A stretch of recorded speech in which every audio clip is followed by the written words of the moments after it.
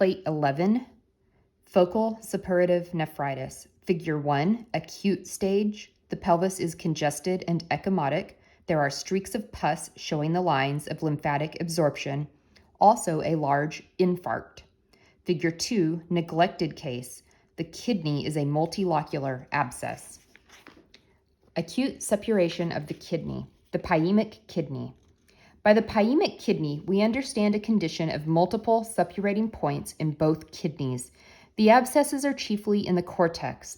The renal lesion is only part of a general pyemia. Consequently, the patient dies before the lesions are far advanced or have ruptured into the perinephritic space or into the kidney pelvis. The lesions manifest themselves only by interference with the kidney function.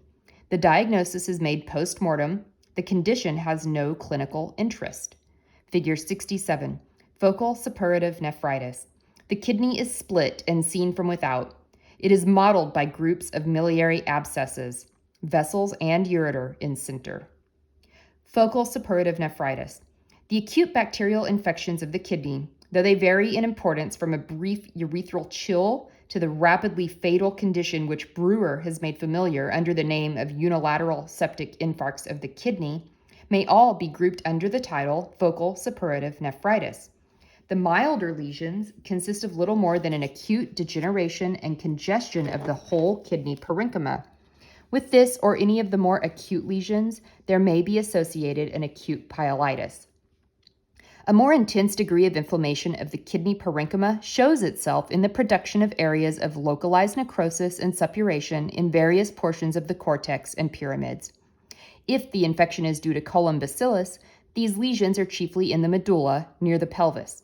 But from these initial foci of suppuration, lymphatic absorption takes place, radiating through the parenchyma of the kidney toward the capsule, with the formation of secondary areas of necrosis and suppuration here and there in the course of this lymphatic absorption. Thus are formed the characteristic wedge-shaped lesions of acute suppuration and degeneration, so characteristic of focal suppurative nephritis, to which the name septic infarcts is given. This title is a misleading one. The lesions in many instances are perfectly well known not to be infarcts.